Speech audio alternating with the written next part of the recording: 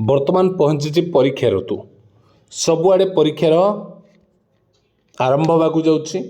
तो बोर्ड परीक्षा प्रश्नपत्र को नहीं बोर्डर कड़ा आभिमुख्य प्रश्नपत्र लीक हेले दायी रे प्रधान शिक्षक। तो बोर्डर बड़ निष्पत्ति बारंबार बोर्ड एग्जाम रे प्रश्नपत्र लीक होउछि और ताकू नहीं वर्तमान बोर्ड एक निष्पत्ति नहीं जो जगार प्रश्नपत्र लीक हबार सूचना मिलिबो से जगार प्रधान शिक्षक दायी रे। कौन रही संपूर्ण अपडेट देखो कि फेब्रुआरी 20 तारिख आरंभ होगा मैट्रिक परीक्षा बोर्डर कड़ा आभिमुख्य प्रश्नपत्र लीक रोकवा दिगरे पदक्षेप निया जाउछि।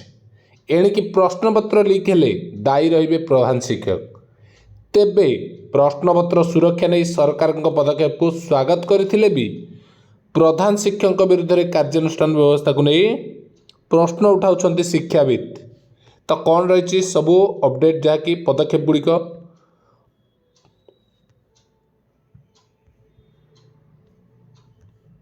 एवं केउ केउ जिले में प्रश्नपत्र पहुँच सारे से अपडेट देखा। कौन सी परीक्षा केन्द्र प्रश्नपत्र भाइराल हेले प्रधान शिक्षक दायी रे। परीक्षा चली बेले परिचालक व्यतीत आउ केही मोबाइल नहीं पारिबे नाही। प्रश्नपत्र थिबा आलमारीर चाबी केवल केन्द्र परिचालक पाखरे रहिबो। अचिना व्यक्ति को परीक्षा केन्द्र भीतर को प्रवेश पाई अनुमति दिया जिवो नाही। अन्यपटे प्रश्नपत्र सुरक्षा को नहीं सरकार पदक्षेप को स्वागत करथिले भी प्रधान शिक्षक विरुद्ध में कार्यानुष्ठान व्यवस्था को नहीं प्रश्न उठाउछन्ति शिक्षाविद। आगामी 20 तारिख रु आरंभ हो मैट्रिक मध्यमा और राज्य मुक्त विद्यालय सर्टिफिकेट परीक्षा। ए संपर्कित समस्त तथ्य बीएससी ओडिशा वेबसाइट रे उपलब्ध अच्छी। केउं स्कूल परीक्षा केन्द्र उत्तर खाता मूल्यांकन केन्द्र और नोडाल सेंटर कह से सबूर बरणी वेबसाइट रे दिए कौटी परीक्षा हम कौटी खाता देखा कौटी कौन अच्छी डिटेल्स।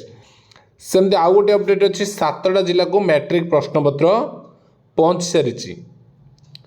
तो मैट्रिक परीक्षा लगी सोमवार बोर्ड कार्यालय 7 जिला को प्रश्नपत्र पठा जाइछि। जमती कि कलाहांडी नवरंगपुर मालकानगिरी रायगड़ा कोरापुट नुआपड़ा एवं बरगढ़ जिला को प्रश्नपत्र पठाई। प्रश्नपत्र सहित सुरक्षा पुलिस टीम सह बोर्ड कर्मचारी जाइछन्ति। मंगलवार संध्या सुधा नोडाल सेंटर गुड़िक प्रश्नपत्र पहुँचब। शनिवार सुधा समस्त जिलार नोडाल सेंटर में प्रश्नपत्र पहुँच या बोर्ड तरफ कह। ओके ठीक अच्छे। तो अपडेट थैंक यू।